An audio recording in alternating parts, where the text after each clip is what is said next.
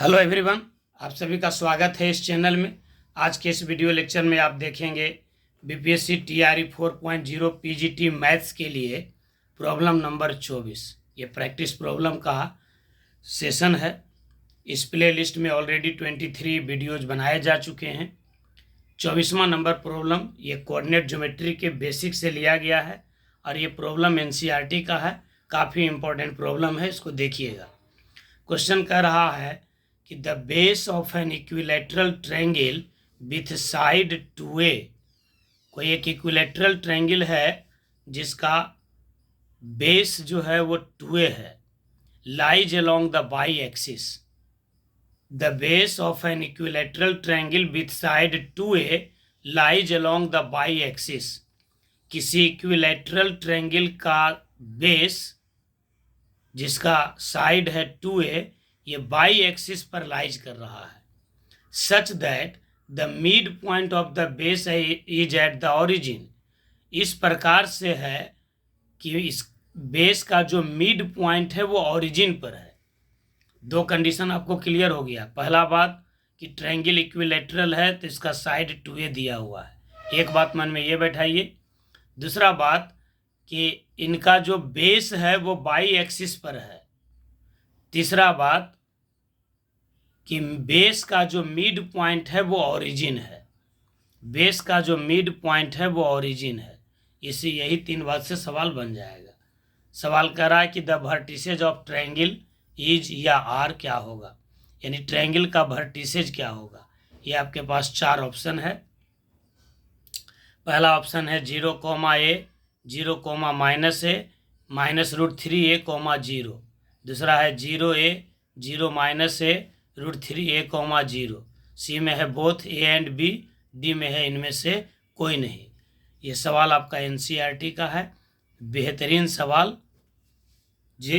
इसको पूछा जा सकता है बीपीएससी टीआरई 4.0 में, तो सवाल को अंत तक देखिएगा। सवाल देखिए क्या कह रहा है। कह रहा है कि एक इक्विलैटरल ट्रायंगल है। मान लेते हैं कि यही ट्रायंगल है आपका ए बी सी और इसका साइड दिया हुआ है 2a, यानी प्रत्येक साइड है 2a। तो ये तो रफ स्केच हो गया। अब हम लोग सवाल के हिसाब से स्केच करेंगे। सवाल में कह रहा था कि इस ट्रायंगल का जो बेस है वो बाई एक्सिस पर है। मान लेते हैं ये बाई एक्सिस है और ये आपका एक्स एक्सिस है, ये आपका ओरिजिन है। तो सवाल कह रहा था कि किसी इक्विलैटरल ट्रायंगल का जो बेस है वो बाई एक्सिस पर है। मान लेते हैं कि एक पॉइंट ये है और एक पॉइंट आपका ये है और इसका मिड पॉइंट दिया हुआ है ओरिजिन पर। तो ये आपका क्लियर हो गया। मान लेते हैं कि जो तीसरा वर्टेक्स है वो एक्स एक्सिस पर है, क्योंकि ट्रायंगल इक्विलैटरल है और बेस बाई एक्सिस पर है और ओरिजिन उसका मिड पॉइंट है। तो निश्चित रूप से इसका थर्ड वर्टेक्स जो होगा वो एक्स एक्सिस पर होगा। क्लियर हो गया बात। अब देखिए ये साइड आपका 2a है, ये साइड भी आपका 2a है, टोटल साइड 2a है, यानी ये है a और ये है a। अगर मान लेते हैं हम इस पॉइंट को b, तो b का कोऑर्डिनेट क्या होना चाहिए। तो b जो पॉइंट है वो बाई एक्सिस पर पॉइंट है। तो बाई एक्सिस पर के किसी भी पॉइंट का x कोऑर्डिनेट 0 होता है और ये डिस्टेंस है a, तो 0,a। ये तो क्लियर हो गया। उसी प्रकार से इस पॉइंट को हम ले लेते हैं c, तो इसका कोऑर्डिनेट हो जाएगा 0,-a। ये हो जाएगा 0,-a। ये भी बाई एक्सिस पर का पॉइंट हो गया। तो एक्स कोऑर्डिनेट 0 और बाई का वैल्यू -a। क्यों? क्योंकि ओरिजिन से नीचे है। अब हमको ये डिस्टेंस निकालना रह गया। अगर हम ये डिस्टेंस निकाल लेते हैं तो a का वैल्यू मिल जाएगा और ये जो है ये तीनों कोऑर्डिनेट हो जाएगा ट्रायंगल का a, b और c। तो ये तो क्लियर हो गया 0a और 0-a। तो आप आंसर यहीं से मार देते। दोनों ही ऑप्शन में 0a और 0-a है, यानी ऑप्शन ए और बी दोनों होगा। अब तीसरा ऑप्शन निकाल लेते हैं। तीसरा ऑप्शन ए के लिए देखते हैं कि क्या होगा। तो देखिए ये आपका 2a है और ये आपका a है। तो इस ट्रायंगल में आप देखिए, ट्रायंगल ओ ए बी में देखिए, ट्रायंगल ओ ए बी को आप देखिए, ये राइट एंगल ट्रायंगल बन गया। अब यहाँ सिंपल एक पाइथागोरस थ्योरम लगा दीजिए। ट्रायंगल ओ ए बी में ओ ए का वैल्यू हमको निकालना है और ओ बी बराबर दिया हुआ है ए और ए बी बराबर है 2a, क्योंकि ये ट्रायंगल का साइड है।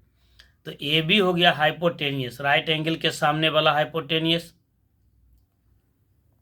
बाकी ये दोनों का कोई एक परपेंडिकुलर और दूसरा बेस। तो हम लिख सकते हैं ओ बी का स्क्वायर प्लस ओ ए का square is equals to A B का स्क्वायर। हमको निकालना है ओ ए, तो हम लिख सकते हैं ओ ए का स्क्वायर बराबर ए बी का स्क्वायर माइनस ओ बी का स्क्वायर।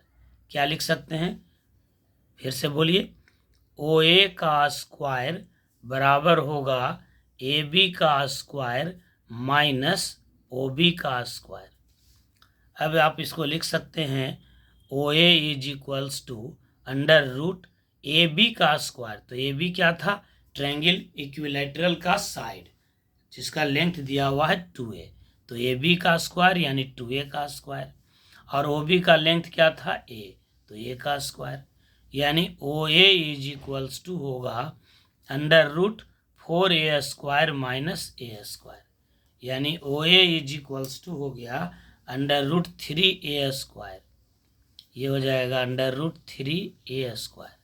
अब बाहर निकलेगा तो ये क्या हो जाएगा भाई, ओ ए का वैल्यू हो जाएगा रूट 3a, यानी ए पॉइंट आपका ये मिल गया। अब देखिए कि ये ट्रायंगल क्या हो सकता है वर्टिसेज। तो एक बार फिर से देखिए, ट्रायंगल आपका ऐसा हो सकता है ये दोनों साइड से सी पॉइंट ए पॉइंट चला जाए, ये ऐसे था ये बी और सी और ये ए, तो ऐसे भी तो हो सकता था ये ए डैश बी और सी, यानी ये ट्रायंगल हो गया या फिर ये ट्रायंगल हो गया, दोनों है। अब दोनों का वैल्यू आपको मिल गया, आंसर क्या हो गया, एक हो गया आपका ये देखिए कोऑर्डिनेट 0,a, दूसरा हो गया 0, माइनस ए और ये मिल गया रूट 3a कॉमा 0। यहाँ स्क्वायर रूट हटाएंगे तब भी लगा सकते थे प्लस माइनस, यहाँ से भी आपको पता चल जाता। दूसरा ये हो सकता है माइनस रूट 3a कॉमा 0, यानी आंसर क्या हो जाएगा वर्टिसेज 0a 0 माइनस ए और रूट 3a कॉमा 0। तो एक ट्रायंगल ये हो गया, या फिर हो सकता है 0a 0 माइनस ए और माइनस रूट 3a कॉमा 0। तो ये दोनों ऑप्शन होगा। देख लीजिए सवाल को एक बार फिर से, यही आपका ऑप्शन था। ए में 0a 0 माइनस ए माइनस रूट 3a कॉमा 0, तो ये भी होगा। और बी में हो गया 0, a 0, माइनस ए और रूट 3a कॉमा 0। तो आंसर हो जाएगा बोथ ए एंड बी, यानी मोर देन 1। उम्मीद है कि ये सवाल अच्छे से समझ गए होंगे। ये एनसीईआरटी का सवाल है, एक्सरसाइज 10.1। एनसीईआरटी का एक्सरसाइज 10.1 का ये क्वेश्चन नंबर 2 है। सब्जेक्टिव सवाल है लेकिन उसको ऑब्जेक्टिव बनाया गया है। तो इस टाइप्स के छुपे हुए सवाल को आप देखिए, ऐसे छुपे हुए सवाल को बीपीएससी हर बार पकड़ रहा है। टीआरई 1, 2, 3 में लगातार पकड़ते गया। और 11th के विद्यार्थियों के लिए बहुत इंपॉर्टेंट सवाल, बेसिक सवाल, इससे दिमाग खुलेगा। कोऑर्डिनेट से सवाल है, बड़ा आसान सवाल है, लेकिन बनाने के लिए पेशेंस चाहिए, हड़बड़ाना नहीं है। उम्मीद करते हैं कि ये सवाल आप अच्छे से सीख गए होंगे। वीडियो को लाइक कीजिए, चैनल को सब्सक्राइब कीजिए और ज़्यादा से ज़्यादा दोस्तों में से शेयर कीजिए। बहुत बहुत धन्यवाद। Have a nice day.